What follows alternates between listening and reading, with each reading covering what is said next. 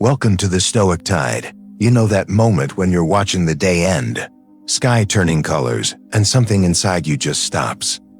It's not about the view. It's deeper than that. Like your soul is whispering, is this really it? Is this all you're going to accept? Listen to that whisper, because it's telling you something true. Happiness isn't coming to find you. You have to build it. Here's what kills me. I see people everywhere living like passengers. Just sitting there waiting for happiness like it's an Amazon package that got delayed. And when it doesn't show up, they blame everything. Their job, their past, their circumstances. They watch other people's lives thinking everyone else figured out some secret they missed. But here's the real secret. Happiness isn't luck. It's not ableism some people get and others don't. It's construction. You're Thebelder. Seneca once said, "A gem cannot be polished without friction, nor a man perfected without trials." That's not just a pretty quote. That's the blueprint. Joy doesn't come from everything being easy. It comes from your choices in the middle of hard. From how you see what's happening to you. From having the courage to build differently than everyone around you who's just surviving right now. This second, you're standing at a choice point. One direction keeps you exactly where you are, waiting, hoping, wondering why nothing changes. The other direction, complete a different territory. A life where you own your happiness. Where it doesn't depend on whether people like you, whether your circumstances are perfect, whether everything works out exactly as planned. And let me be straight with you. This isn't about pretending. This isn't toxic positivity where you smile through pain and call it growth. This is about becoming someone strong enough to hold both at once. Pain and joy, struggle and contentment, building happiness that doesn't shatter the second something goes wrong. These 10 lessons are your tools. Real usable ways to construct a life that actually feels good to live. Not surface level good, deep good. The kind that gets stronger when tested. The kind you don't need to prove to anyone because you feel every single day. Before we start building, hit that like button right now. Drop a comment and be honest with me. I choose to architect my own joy. Share this with someone who needs it. Subscribe because we're not playing games here. We're building a movement of people who refuse to be victims anymore and stay through all 10 lessons. Don't skip. Each one matters. Your happiness doesn't need a miracle. It needs your decision. And that decision starts right here, right now with lesson 1.1. Design your joy by mastering your inner weather. Listen, there's an invisible force following you everywhere. It decides if your day feels light or suffocating, if moments energize you or drain you completely. Most people don't even know it exists. I'm talking about your inner weather. There's a line from Rumi that changes everything. You are not a drop in the ocean. You are the entire ocean in a drop. Your inner weather isn't your circumstances. It's the emotional temperature you carry inside. The mentality measure that makes everything feel harder or easier. And right now, you're probably letting every external thing control it. Someone disrespects you. Instant storm clouds. Plans collapse. Thunder rolls in. Good news arrives. Brief sunshine. Then something else happens and the cycle repeats. You're not controlling your climate. You're being controlled by it. This is where happiness dies. When your inner weather depends on outer conditions, you're building on sand. One bad moment and everything crumbles. Here's the shift. You can't control what happens outside, but you absolutely control what happens inside. I'm not talking about faking positivity, forcing smiles through pain. That's denial, and it destroys you slowly.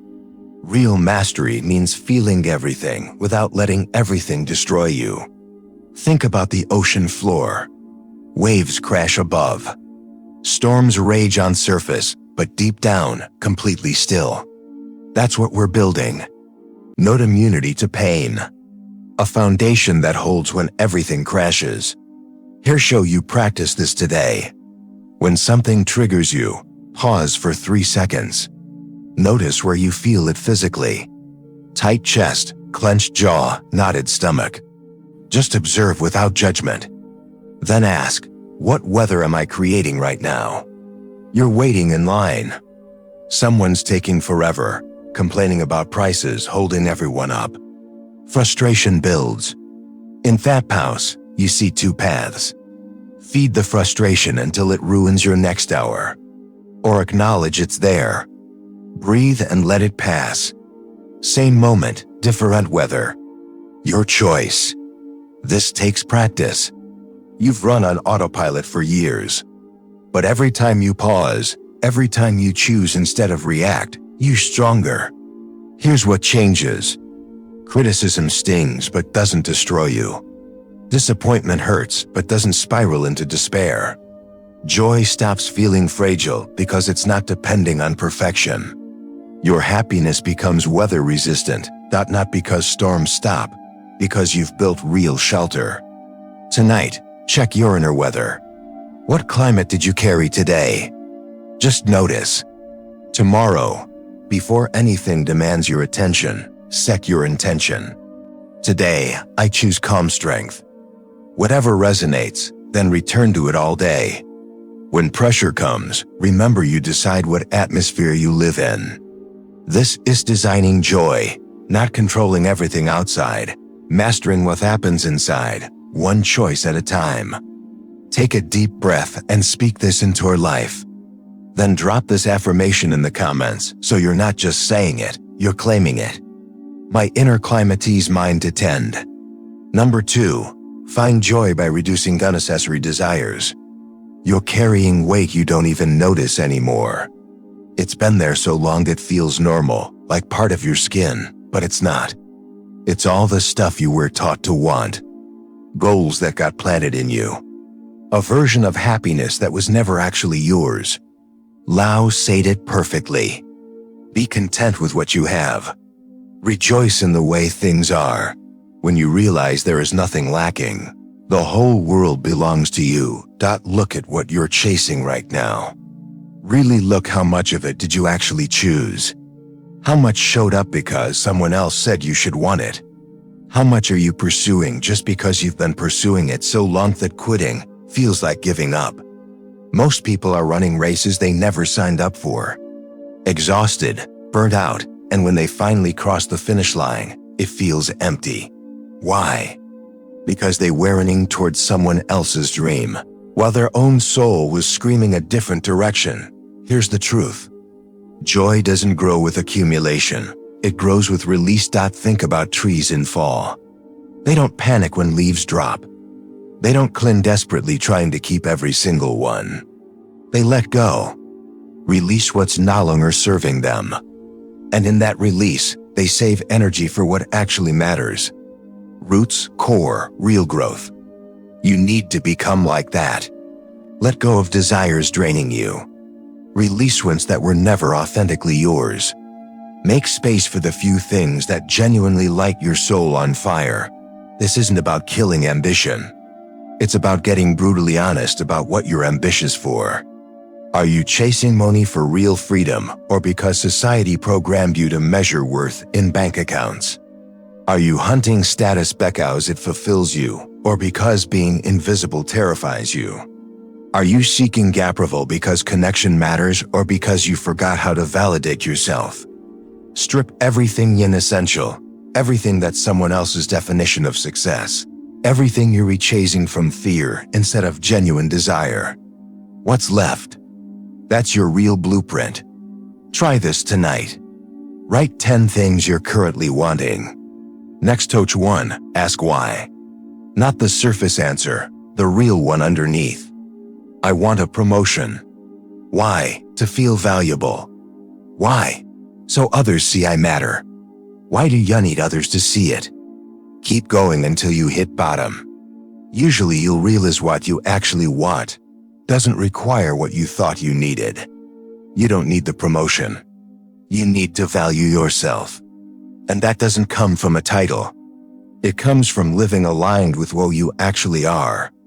When you cut unnecessary desires, something shifts. Your attention stops scattering across 1,000 wants. It focuses, intensifies in what genuinely matters. Suddenly, you have energy you forgot existed. You stop comparing because you're not playing everyone else's game anymore. You stop feeling deprived because you're not measuring yourself against manufactured standards.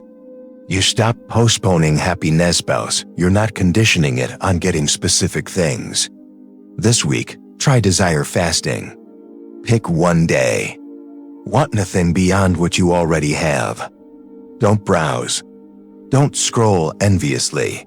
Don't fantasize about different circumstances. Just be present with what is. It'll feel weird.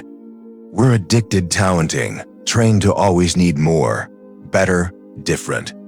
But push through. On the other side is something profound. You already have so much. Not everything. Not perfection, but enough. Way more than enough. When enough becomes your baseline instead of your disappointment, joy floods in. You stop postponing contentment. You experience it now with what's already in your hands. Real wealth isn't what you own. It's how little you need to feel complete. The person requiring the least from outside to feel peace inside.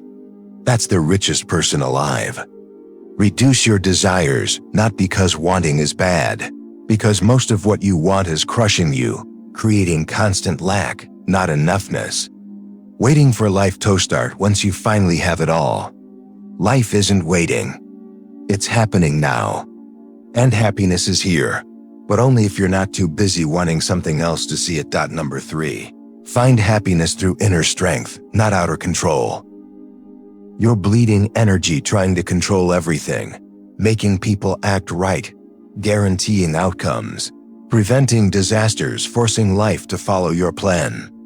Every ounce you pour into controlling the uncontrollable is stolen from building something that actually matters.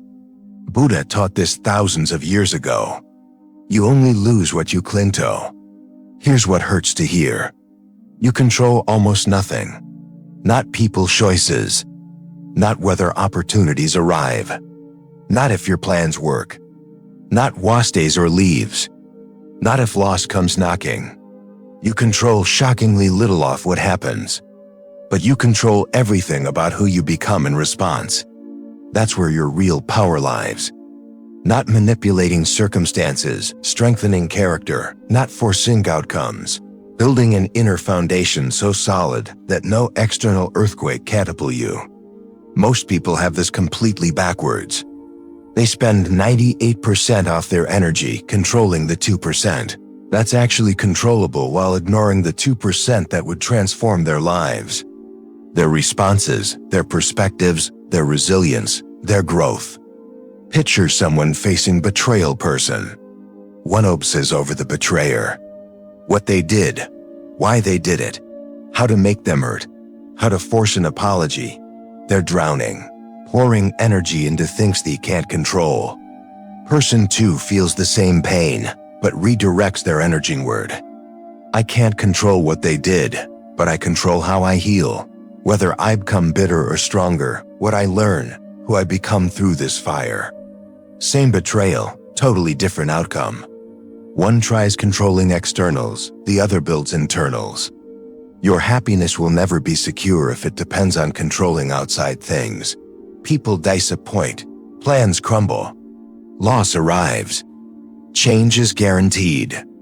But who you are, the strength you build, the character you forge, nobody touches that unless you let them. Practice this. Now when anxiety rises, trace it back. What are you trying to control? Write it down. Then ask honestly, is this actually in my power? If no, you have two choices. Keep suffering by fighting reality or accept reality and redirect your power toward what you can influence. Your effort, your attitude, your next move, your growth. If yes, act immediately. Don't worry. Act, then release a sequence to the outcome. This distinction is freedom. When you stop gripping what was never yours, Your hands are finally free to build something real. Your inner fortress, your unshakable center, strength that doesn't need perfect conditions. Here's what shifts. Criticism comes.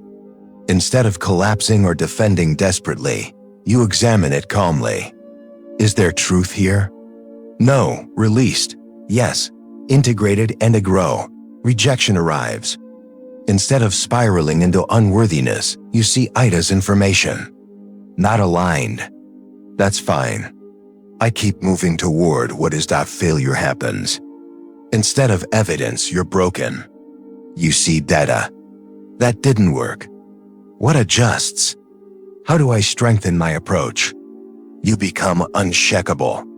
Not because nothing shakes you, because your foundation is built on things that can't be taken.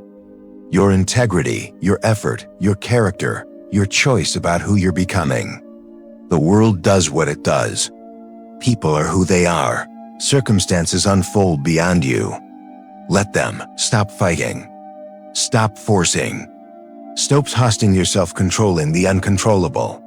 Take all that energy and invest where it pays real dividends in you.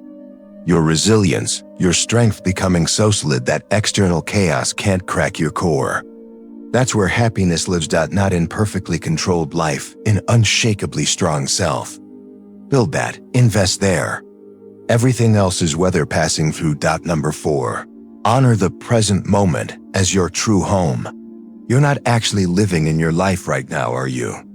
You're somewhere else replaying yesterday's argument in your mind, rehearsing what you'll say next week, regretting decisions from 3 years ago, worrying about bills that aren't due yet.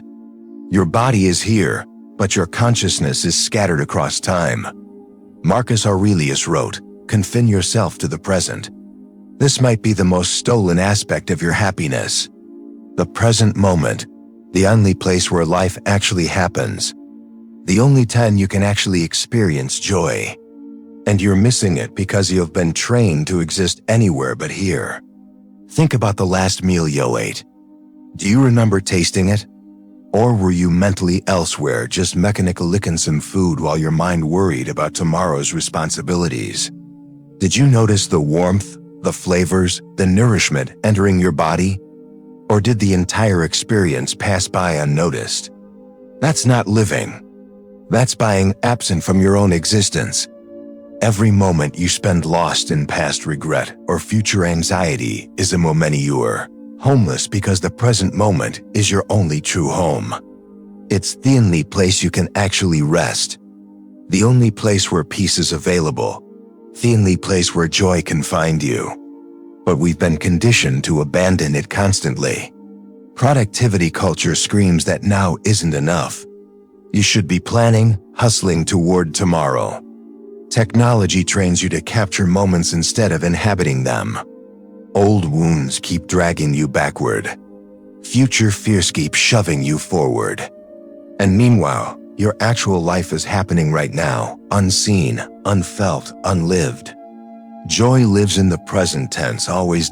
It's never in the past, which only holds fading memories. It's never in the future, which only holds imagination and worry. It's here now in this breath, this heartbeat, this moment of being to live. When you learn to come home to the present, everything transforms. Colors become more vivid. Simple pleasures become profound because you're actually here to experience them instead of being mentally scattered across yesterday and tomorrow. Here's how you start reclaiming your presence. Throughout your day, pause deliberately. Take 3 conscious breaths. Notice 5 things you can sense right now. The temperature against your skin, the weight of your body, the rhythm of your breathing, the sensation of simply existing. You're not doing this to accomplish anything. You're doing it to arrive, to come back to the only moment where you actually exist. Practice single tasking like it's sacred. When you eat, just eat. When you walk, just walk. When you're with someone, be fully there with them. Not partially present while your mind runs elsewhere. Fully there. You'll be shocked by how unusual this feels. How rare full presence has become. Multitasking has been so normalized that giving complete attention to one thing feels almost revolutionary. But here's what happens when you practice this consistently. Anxiety decreases dramatically because anxiety lives in the future and catastrophizing about events that haven't happened. When you're genuinely present, there's usually nothing actually wrong right now. Right now you're breathing. Right now you're okay. Right now, this moment is manageable. Regret loosens its grip because regret lives in the past in replaying unchangeable events.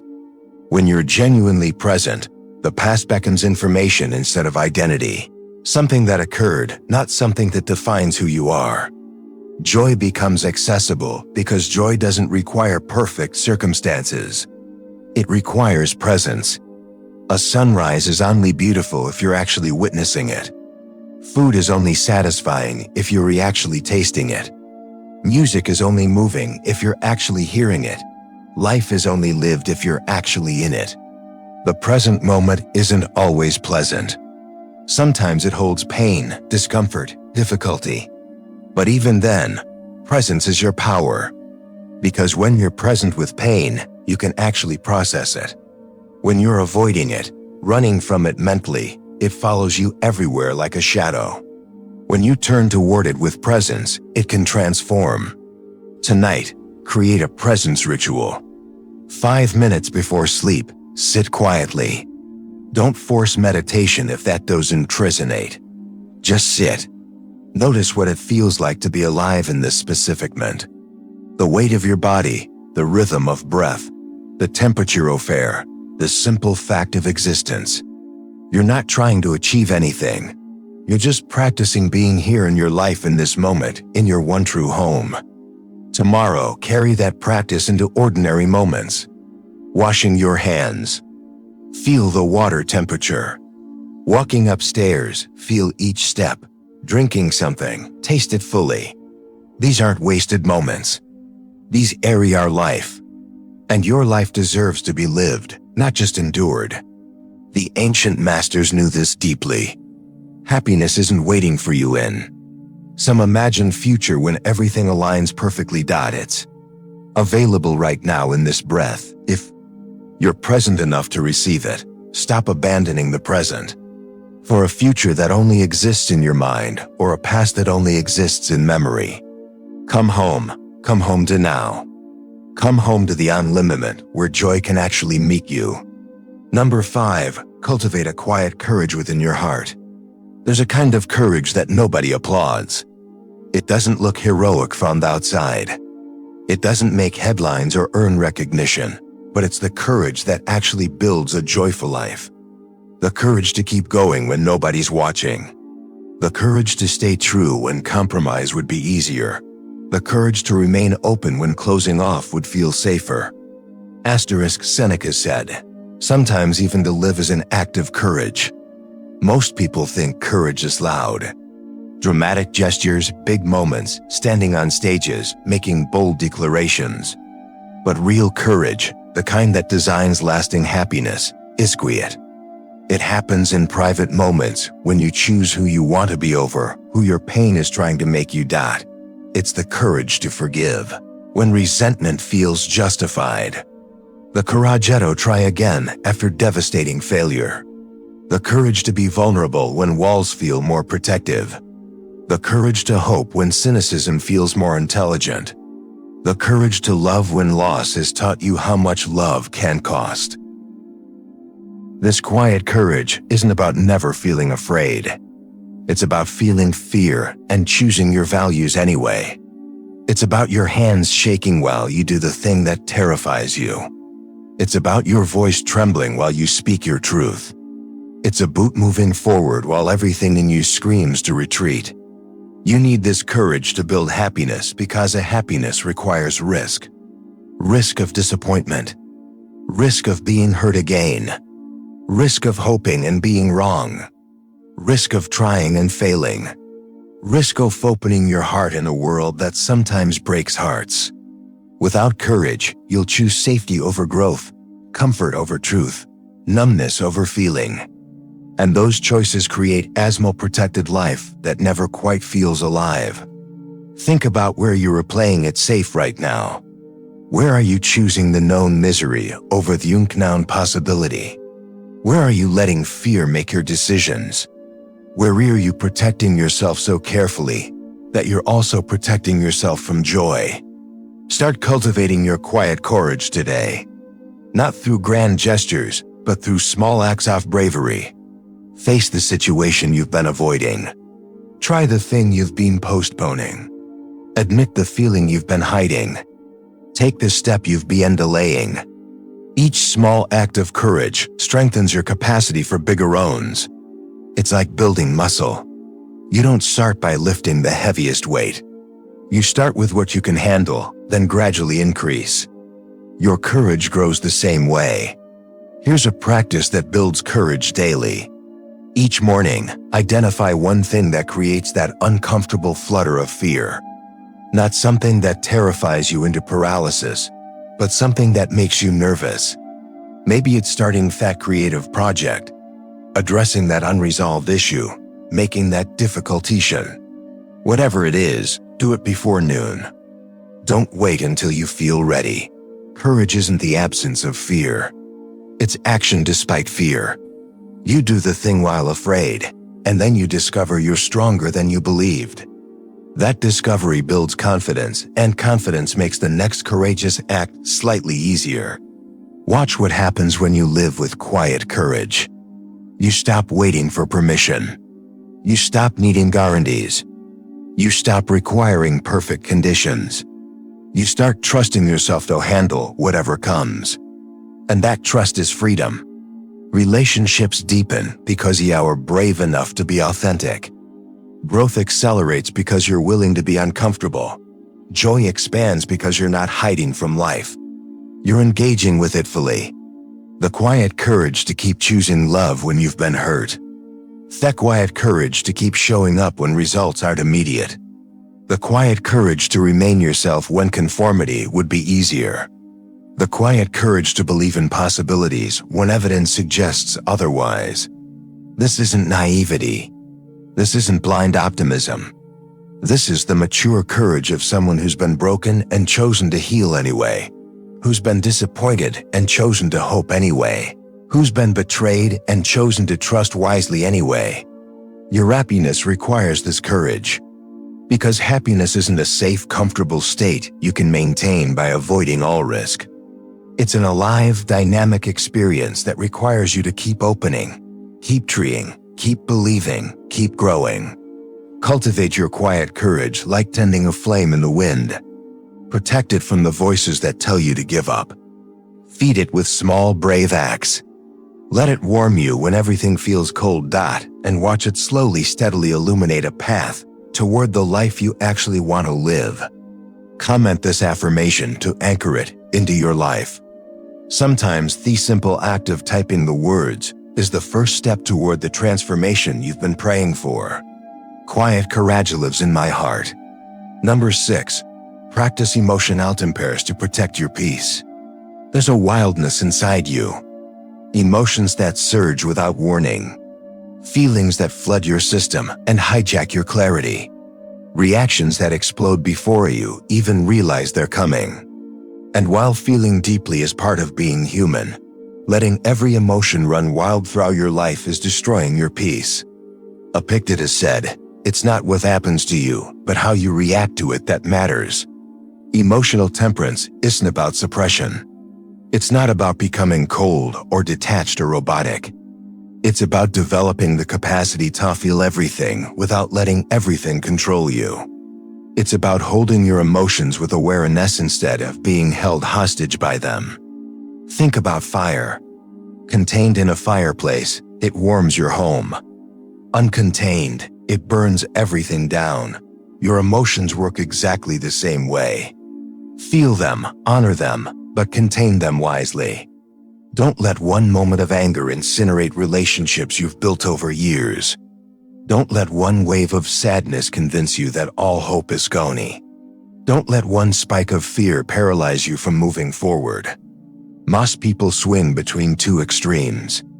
Either they're completely reactive, erupting at every trigger, drowning in every feeling, or they're completely shut down, numb, disconnected, pretending nothing affects them. Both extremes steal your peace. Emotional temperance is the middle path, the place where you can feel intensely without acting impulsively, where you can acknowledge pain without letting it dictate your decisions, where you can experience joy without clinging to it desperately. Here's what this looks like in practice. Something happens that triggers rage. In the old pattern, you'd explode immediately. Words you can't take back. Actions you'll regret. Damage that takes months to repair. In the new pattern, you feel the rage rising. You recognize it. This is fury. It's here. It's valid. Then you pause. You breathe. You let the intensity peak and begin to subside before you respond. You're not denying the anger. You're not pretending it doesn't exist. You're just refusing to let it make choices for you while it's at its peak. You're waiting for the temperature to drop enough that you can respond with intention, instead of just reacting with explosion. This takes practice. Your emotions have been running the show for a long time. They're used to immediate expression with any filter. Teaching them temperance feels unnatural at first. Start with this awareness exercise. When a strong emotion arrives, rate its intensity on a scale of 1 to 10. Just that simple act of assessment creates distance. You're observing the emotion instead of being completely consumed by it. This anxiety is at a 7 right now. That's different from I am anxiety, then track it. Watch the intensity rise and fall. Emotions are waves. They crest. They crash. They recede. When you're inside the wave, it feels permanent. When you watch the wave, you realize it's temporary. This too will pass. It always does. Here's what changes with emotional temperance. You stop making decisions you regret because you stopped making them at emotional peaks. You stopped saying things that damage relationships because you stopped speaking from pure reactivity. You stop abandoning your goals because you stopped letting temporary discouragement convince you it's permanent impossible. Your peace becomes protected, not because nothing disturbs it, but because you have learned not to disturb it. Further, by reacting wildly to every disturbance, practice the pause between stimulus and response. Insert space. Something triggers you before you react. Count to 10. Breathe deeply 5 times. Walk around the block. Journal for 3 minutes. Do whatever creates enough space for the emotional intensity to drop from a 10 to a 6. You'll still respond. You'll still address what needs addressing, but you'll do it from a place of clarity instead of chaos. From intention instead of impulse, from strength instead of being overwhelmed. This doesn't make you awake. It makes you powerful. Because true power isn't explosive reactivity. True power is the ability to feel everything and still choose your response. To be moved by emotion without being controlled by it. To honor your feelings without being imprisoned by them. Tonight, reflect on recent moments when emotions hijacked you. What would have changed if you'd practiced temperance? What would you have done differently?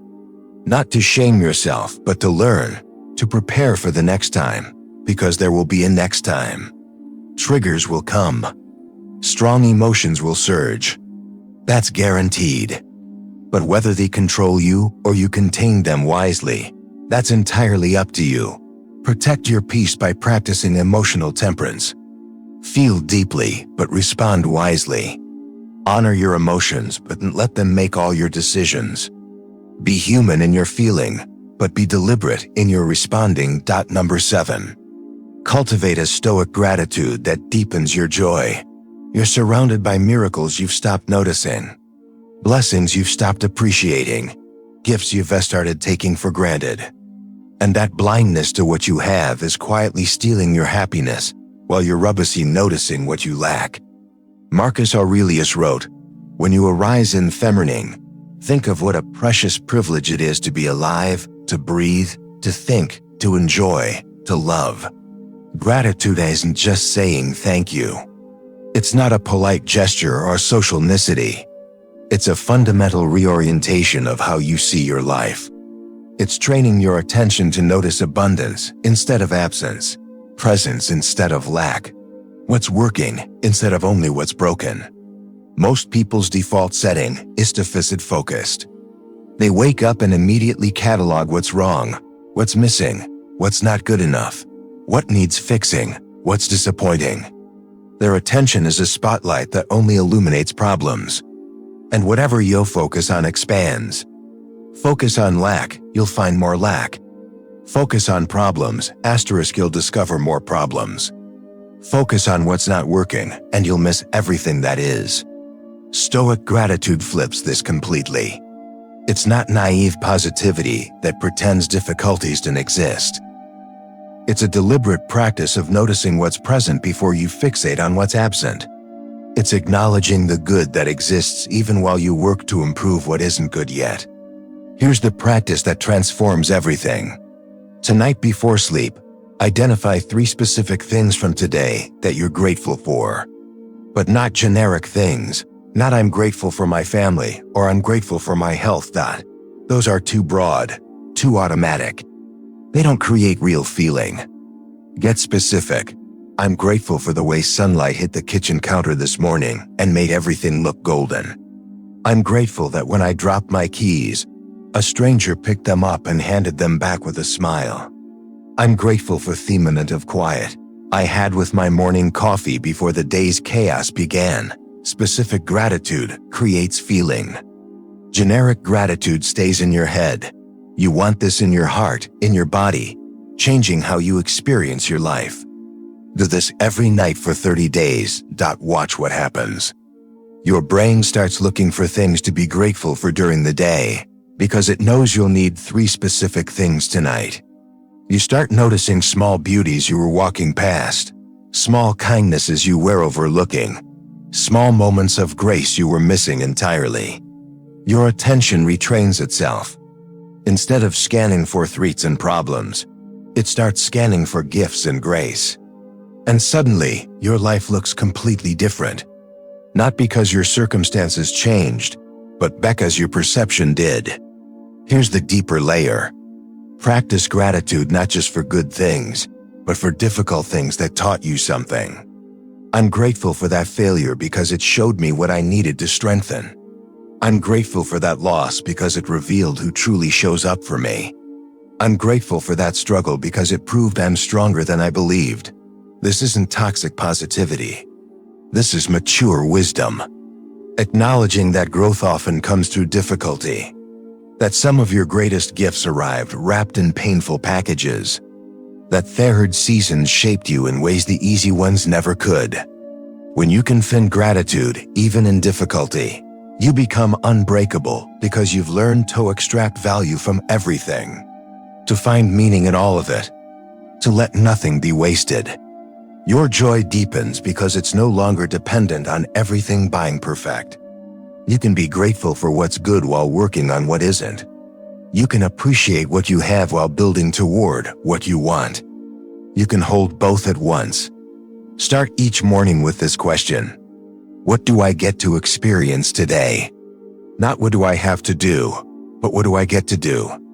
That subtle shift changes everything. From obligation to privilege, from burden to opportunity, from resentment to appreciation. You get to breathe. You get to witness another day. You get tawdry again. You get to love. You get to grow. You get to be alive during this strange, beautiful, difficult, miraculous moment in history.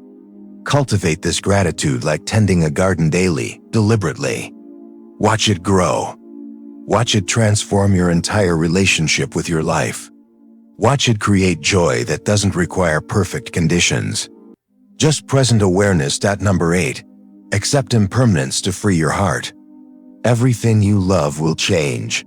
Everyone you cherish will eventually leave one way or another. Every moment you're experiencing right now is already dissolving into memory. And fighting this truth is the source of most of your suffering. Marcus Aurelius wrote, Loss is nothing else but change, and change is nature's delight. This isn't meant to depress you. It's meant to wake you up. Because when you truly accept that nothing lasts forever, two things happen simultaneously. You stop clinging so desperately, and you start treasuring more deeply. Most people live in denial of impermanence. They pretend relationships will last forever without effort. They assume health is permanent.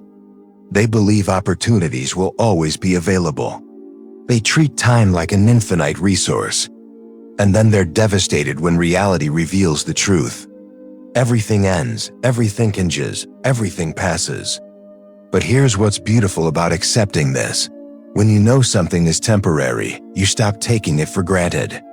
When you know someone won't be here forever, you stop wasting moments on petty arguments.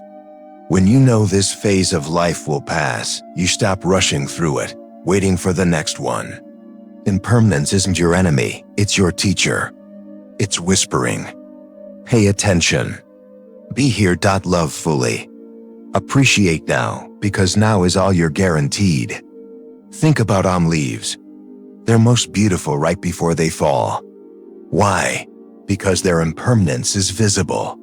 You can't see they won't last. So you stop and notice them in a way you never notice leaves in summer, when you assume they'll always be there. Your life works the same way. When you accept that this moment is fleeting, this day is temporary, this season will shift, you start showing up differently with more presence, more intention, more appreciation, more love. Here's the practice that changes everything. Each morning, acknowledge 3 temporary things you're grateful for today. I'm grateful I get to see this person today, knowing our time together is limited. I'm grateful for my body's current abilities, knowing they'll change. I'm grateful for this opportunity, knowing it won't be available forever. This isn't morbid. It's honest. And honesty makes everything more precious.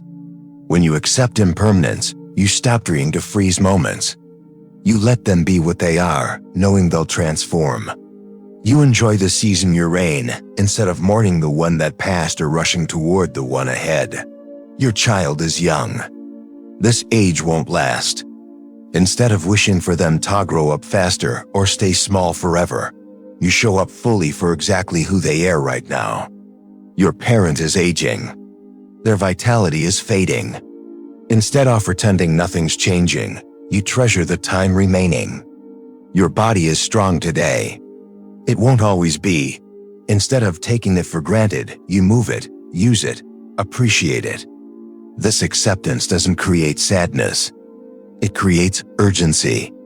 Not anxious urgency, but purposeful urgency. The kind that says, this matters. This moment matters. This person matters. I won't waste this by being distracted or distant or waiting for a better time. Here's what blocks most people from accepting impermanence. Fear. Fear that if they acknowledge things will end, they'll fall apart. Fear that if they admit people will leave, they'll stop being able to love. Fear that if they face mortality, life will feel meaningless. But the opposite is true. When you accept impermanence, life becomes more meaningful, not less. Relationships become more precious, not less. Moments become more vibrant, not less, because you're no longer diluting them with denial. You're meeting them with full awareness. Practice this meditation. Sit quietly and imagine losing something you love. Not to torture yourself, but to prepare yourself, to remind yourself of its value, to motivate yourself to appreciate it now while you have it. Then open your eyes and go appreciate it. Not someday, today. The ancient masters practiced this regularly. They contemplated loss not from pessimism but from wisdom. They knew that the person who accepts impermanence lives more fully than the person who pretends everything will last forever. Your heart fears impermanence because it thinks acceptance means not caring. But acceptance actually frees you to care more deeply because you're not wasting energy fighting reality. You're using that energy to love fully, knowing love is always temporary. And that's exactly what makes it sacred. Nothing gold can stay. No season lasts forever. No moment repeats except this. Let it break your heart open. Let that broken open heart love more fiercely. Appreciate more deeply. Show up more fully. When you stop fighting impermanence, you stop suffering from it. You start dancing with it instead, letting each moment arrive and depart, holding everything loosely enough that you can enjoy it fully. Loving knowing you'll lose and loving anyway, because that's what makes you beautifully, courageously human. Number 9. Build a character you are proud to live with. You're going to spend every single moment of your life with yourself. Every success, every failure, every high, every low, you'll be there. So here's the question that matters more than any other. Are you someone you actually respect? Seneca said, "What progress have I made? I have begun to be a friend of myself." Most people are so focused on external achievement that they neglect internal development. They build impressive resumes while their character deteriorate. They chase success while becoming people they wouldn't want to know. They win publicly while losing privately. And then they wonder why accomplishment feels so empty. Because you can't escape yourself. You can distract yourself temporarily. You can numb yourself. You can pretend. But at the end of every day, when everything gets quiet, you're alone with who you actually are. And if you don't like that person, no amount of external success will fill that void. Building character isn't about perfection. It's about direction. It's about waking up each day and asking, who do I want to be today? What values do I want to embody? What kind of person do I want to become through my choices? Here's what most people miss. Your character isn't built in grand moments. It's built in small, private choices. When nobody's watching. When you choose honesty, even though lying would be easier. When you choose kindness, even though cruelty would feel justified. When you choose integrity, even though compromise would be more profitable, those small choices compound. Every time you act in alignment with your values, you strengthen your character. Every time you betray them, you weaken it. And over time, those choices create either someone you're proud to be or someone you're ashamed to face. Start here. Define your core values. Not what sounds good, not what you think you should value. What actually matters to you when everything else is stripped away. Maybe it's integrity. Maybe it's courage. Maybe it's compassion. Maybe it's growth. Whatever it is, name it clearly. Then audit your recent actions against those values. Where are you living in alignment? Where are you betraying yourself? Where is there a gap between who you say you want to be and who you're actually being? Those gaps are where your work lives. Those are the places where you need to recommit. Not through shame, but through honest acknowledgement and course correction. Here's a daily practice that builds unshakable character. Before sleep, review your day. Ask yourself 3 questions. What did I do today that I'm proud of? Where did I betray my values?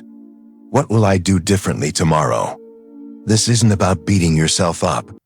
It's about honest assessment, celebrating growth, acknowledging misses, committing to improvement. Every single day, you're either building character or eroding it. There's no neutral ground. Watch what happens when you prioritize character development. External validation matters less because you have internal approval. Criticism stings less because you know who you are. Temptation loses power because you've built habits of integrity. Fear has less control because you trust yourself to handle what comes. You become your own steady foundation. The person you can rely on. The one who shows up. The one who keeps promises, especially to yourself. The one who does what's right even when it's hard. This is where lasting joy lives. Not in accomplishment that impresses others, but in becoming someone you genuinely respect. Not in external markers of success, but in internal markers of growth. Not in what you have, but in who you are. Build your character like you are constructing a monument that will stand for generations with patience, with care, with attention to every detail. Because your character is the only thing you'll carry through every moment of your existence. Let your obituary be less about what you achieved and more about who you became. Let your legacy be the way you treated people when it didn't benefit you. The integrity you maintained when nobody was watching. The kindness you chose when bitterness would have been easier. The courage you embodied when fear was screaming. That's a life worth living. That's a person worth being. That's happiness that doesn't depend on circumstances because it flows from character. Number 10. Live with purpose, not passivity. You weren't born to just exist, to merely survive, to float through life reacting to whatever happens next.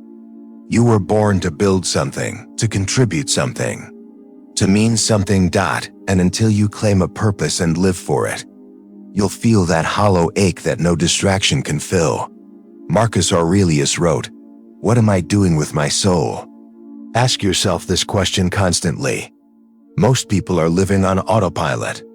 They wake up, follow routines, respond to demands, then collapse into bed. Day after day, year after year, and somewhere deep inside, they feel it. The quiet desperation, the sense that life is passing by while they're just going through motions. That's what happens when you live reactively instead of purposefully. When you let life happen to you instead of happening to life. When you're constantly responding to other people's agendas, instead of pursuing your own. Purpose isn't some grand mystical calling you need to discover through meditation on a mountaintop. It's simpler than that. It's knowing what matters to you and organizing your life around it. It's having a reason to get up that goes beyond just getting through another day. Your purpose doesn't have to change the world. It just has to change you. Maybe it's raising children with intention. Maybe it's mastering a craft. Maybe it's serving your community. Maybe it's creating beauty. Maybe it's healing others. Maybe it's building something lasting. Whatever it is, it needs to be yours. Not borrowed from someone else's expectations, not inherited from family pressure, not adopted from what looks impressive. Yours, something that lights you up from the inside, something that makes effort feel meaningful instead of draining. Here's how you find it. Ask yourself, if I knew I had 10 years left to live, how would I spend them? What would suddenly matter more? What would instantly matter less? Your answers reveal your actual priorities underneath all the noise. Then ask, what breaks my heart about the world? What makes me angry about injustice? What makes me come alive when I engage with it? Your purpose often lives at the intersection of what you care about and what you're uniquely equipped to address. Once you identify your purpose, everything changes. Decisions become clearer because you have a filter. Does this align with my purpose or distract from it? Effort becomes sustainable because you're not just grinding. You're building towards something meaningful. Setbacks become bearable because you remember why you're persisting.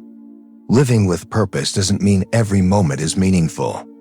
You'll still have mundane tasks, boring obligations, necessary drudgery. But when those things connect to a larger purpose, they feel different. You're not just washing dishes. You're maintaining a home where your family thrives. You're not just working a job. You're funding life you're intentionally building. Start living purposefully today. Write down your purpose in one sentence. Put it somewhere visible. Let it guide your choices. When opportunities arise, measure them against it. When challenge comes, let your purpose fuel your resilience. Here's what changes. You stop drifting. You stop being a passive participant in your own life. You start directing your energy intentionally. You start saying no to things that don't serve your purpose and yes to things that do, even when they're difficult. You become someone who's going somewhere, not aimlessly wandering, not waiting for life to happen. Actively building, deliberately creating, purposefully living. And here's the beautiful part. When you live with purpose, you inspire others to find theirs. Your intentionality gives others permission to stop sleepwalking. Your commitment reminds others that life can be more than just surviving until the weekend. Purpose creates joy that achievement never could. Because achievement is external and temporary, purpose is internal and constant. It travels with you through every season. It sustains you through every difficulty. It gives meaning to every moment, even the hard ones. Stop being passive. Stop letting life drag you along. Stand up. Choose your direction. Claim your purpose. Then walk toward it with everything you have. That's where happiness lives. Not in comfort, not in ease. In meaningful struggle towards something that matters to you. You made it through all 10 lessons. Buther's the truth. Information without application is just entertainment. These lessons only matter if you actually use them. You now have the blueprint for designing genuine happiness, not feckin' that depends on perfect circumstances. The kind that holds through storms. The kind that deepens throughout difficulty. The kind that comes from who you are, not what you have. You know how to master your inner weather instead of being controlled by external conditions. You know how to reduce unnecessary desires that drain your energy. You know how to build inner strength instead of chasing outer control. You know how to honor the present moment instead of living in past regret or future anxiety. You know how to cultivate quiet courage that keeps you moving forward. You know how to practice emotional temperance that protects your peace. You know how to develop gratitude that transforms your perception. You know how to accept impermanence that makes everything more precious. You know how to build character you're proud to live with. You know how to live with purpose instead of passivity. You have everything you need. The only question remaining is, will you use it?